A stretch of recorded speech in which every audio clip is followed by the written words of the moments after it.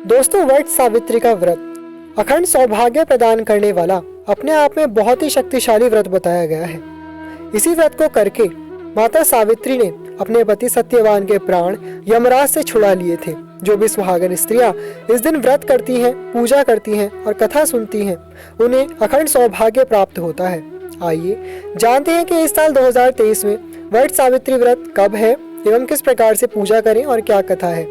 आरंभ करते हैं माता रानी का नाम लेकर। जय माता दी फ्रेंड्स, कैसे हैं आप सब दोस्तों? बताने के लिए कमेंट में जय माता दी अवश्य लिखेगा। और यदि माता रानी के इस दरबार में पहली बार आए हैं तो यहाँ से खाली हाथ मत जाइएगा।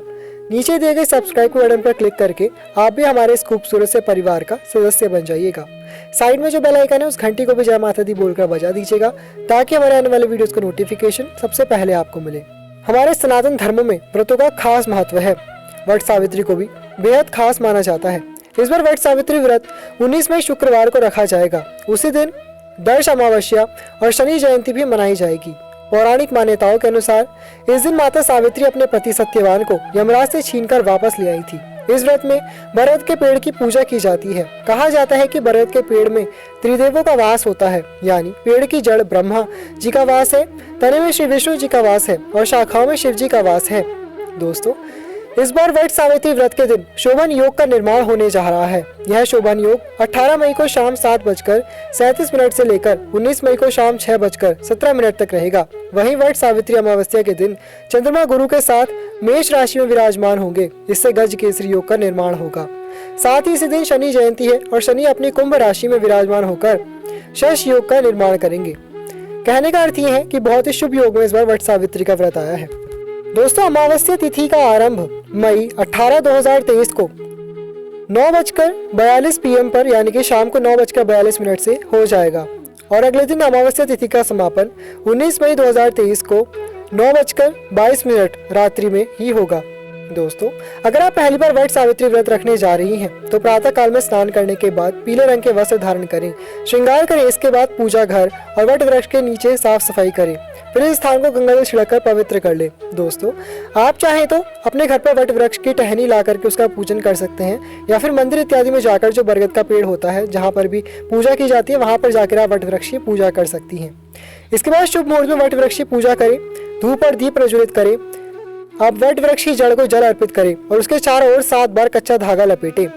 इसके बाद वट वृक्ष की परिक्रमा करें। दोस्तों, कच्चा सूत, सफेद रंग का कच्चा सूत आता है, वो ले लीजिएगा। इस प्रकार सभी सुहागन स्त्रियों को एक साथ वट वृक्ष की परिक्रमा करके वो कच्चा सूत 7 बार वट वृक्ष पर बांधना चाहिए। आपको किस प्रकार से बाएं हाथ से आरंभ करेंगे अपनी परिक्रमा और दाएं हाथ की ओर आएंगे घूम करके। इस प्रकार से परिक्रमा करनी है। पूजा की थाली में आपको नारियल, फल, एक पंखा, कच्चा सूत, रोली, कुमकुम, हल्दी, धूप, दीप ये सभी सामग्री रख लेनी चाहिए और थोड़े से चने रखने चाहिए। भिगोकर चने रख लीजिएगा। कहा जाता है चने से ही बायना निकालेंगे और चने खाकर के ही अपना व्रत खोला जाता है। वट वृक्ष के पत्तों की माला बनाकर पहने और वट सावित्री व्रत कथा का श्रवण या पाठ करें। फिर चने का बायना और कुछ पैसे अपनी सास को देकर उनसे आशीष प्राप्त करें।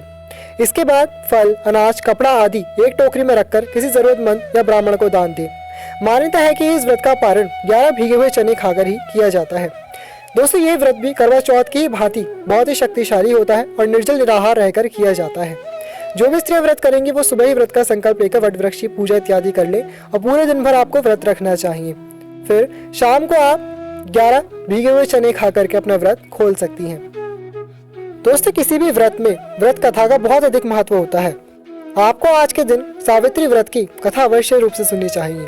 ऐसी कथा आती है कि प्रसिद्ध तत्वज्ञानी अश्वपति भद्र देश के राजा थे। उनको संतान सुख नहीं प्राप्त था। इसके लिए उन्होंने 18 वर्ष तक कठोर तपस्या की, जिसके उपरांत सावित्री देवी ने कन्या प्राप्ति का वरदान दिया। इस वजह से जन्म लेने के बाद कन्या का नाम सावित्री रखा गया। कन्या बड़ी होकर बहुत ही रूपवान हुई। योग्य वर न मिलने की वजह से राजा दुखी रहते थे। राजा ने कन्या को खुद वर खोजने के लिए भेजा। जंगल में उसकी मुलाकात सत्यवान से हुई। धुमतसेन के पुत्र सत्यवान को पति रूप में स्वीकार कर लिया। इस घटना की जानकारी के बाद ऋषि नारद जी ने अश्वपति से सत्यवान के अल्पायु के बारे में बताया। माता पिता ने बहुत समझाया परंतु सावित्री अपने धर्म से नहीं डिगी, जिनके जिद के आगे राजा को झुकना पड़ा। सावित्री और सत्यवान का विवाह हो गया।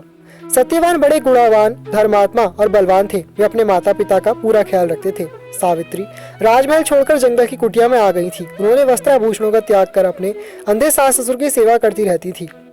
सत्यवान की मृत्यु का दिन निकट आ गया। नारद ने सावित्री को पहले ही सत्यवान की मृत्यु के दिन के बारे में बता दिया था। समय नजदीक आने से सावित्री अधीर होने लगी। उन्होंने 3 दिन पहले से ही उपवास शुरू कर दिया। नारद मुनि के कहने पर पितरों का पूजन किया।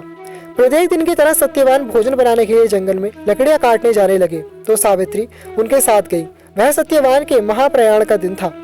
सत्यवान लकड़ी काटने पेड़ पर चढ़े, लेकिन सिर चकराने की वजह से नीचे उतर आए। सावित्री पति का सिर गोद में रखकर उन्हें सहलाने लगी। तभी यमराज आते दिखे तो सत्यवान के प्राण लेकर जाने लगे।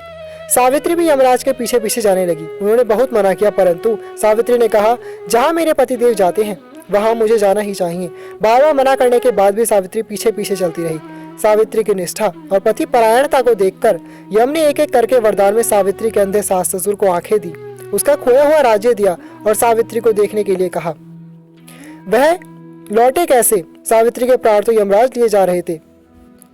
यमराज ने फिर कहा कि सत्यवान को छोड़कर चाहे जो मांगना चाहे मांग सकती हो। इस पर सावित्री ने 100 संतानों और सौभाग्यवती का वरदान मांगा। यम ने बिना विचारे प्रसन्न होकर तथास्तु बोल दिया।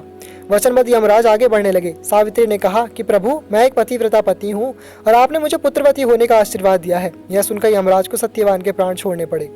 सावित्री उसी वट वृक्ष के पास आ गई जहाँ उसके पति का मृत शरीर पड़ा था। सत्यवान जीवित हो गए। माता पिता को दिव्य ज्योति प्राप्त हो गई और उनका राज्य भी वापस मिल गया। इस प्रकार सावित्री सत्यवान चिरकाल तक राज्य सुख भोगते रहे। अतः पतिव्रता सावित्री की तरह ही अपने सास ससुर का उचित पूजन करने के साथ ही अन्य विधियों को प्रारंभ करें। वट सावित्री व्रत करने और इस कथा को सुनने से, व्रत रखने से विवाहित महिलाओं को अखंड सौभाग्य की प्राप्ति होती है और जीवन में कोई भी संकट आता है तो वो टल जाता है।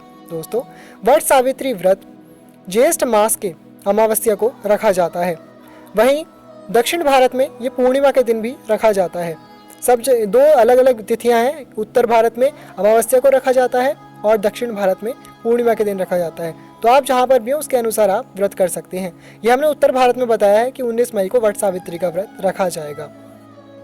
तो कर लीजिए इस प्रकार से वट सावित्री का व्रत। वीडियो संबंधित कोई भी प्रश्न या शंका मन में हो तो हमसे कमेंट सेक्शन में पूछ सकते हैं। अगर आपको हमारी वीडियो अच्छे लगते हैं तो वीडियो को लाइक अवश्य कीजिएगा और माता रानी के इस खूबसूरत से परिवार का सदस्य अवश्य बन के जाइएगा। नीचे दिए गए सब्सक्राइब के बटन पर क्लिक कर दीजिएगा। ऐसा करना बिल्कुल ही निःशुल्क है। चैनल सब्सक्राइब करके आप भी हमारे इस खूबसूरत से परिवार का सदस्य बन जाएंगे।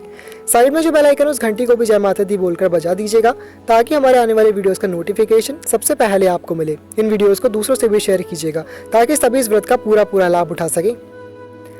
माता सावित्री आप सभी को अखंड सौभाग्यवती होने का वरदान दे। तब तक के लिए thank you all, love you all, जय माता दी।